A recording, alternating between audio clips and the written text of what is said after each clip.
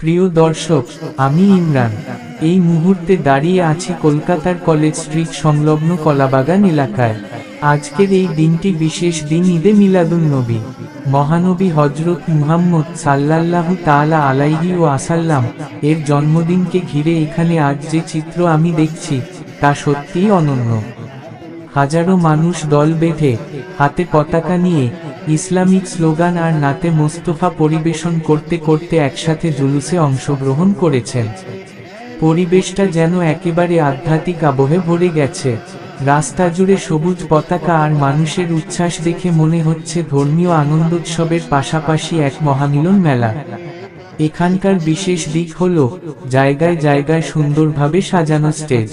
সেসব স্টেজ থেকে জুলুসে অংশগ্রহণ করা মানুষদের জন্য ভালোবাসার পাশাপাশি দিচ্ছেন খাওয়ার জল, বিরিয়ানি, বিস্কুট, ফলমূল ও নানান খাবার। শুধু খাবার নয়, মানুষ মানুষকে আলিঙ্গন করছে, মিষ্টি হাসি উপহার দিচ্ছে, যেন ভ্রাতৃত্ব ও মানবতার এক জীবন্ত ছবি। আমার চোখে এটা শুধু একটি ধর্মীয় অনুষ্ঠান নয়, বরং ভালোবাসা, সৌহার্দ্য ও সম্প্রীতির এক অপূর্ব উদাহরণ। সত্যিই এমন দৃশ্য সমাজকে শেখায় যে ভিন্নমত, ভিন্ন পথ থাকলেও মানুষ একত্রিত হতে পারে, একে অপরের পাশে দাঁড়াতে, আনন্দ ভাগ করে নিতে।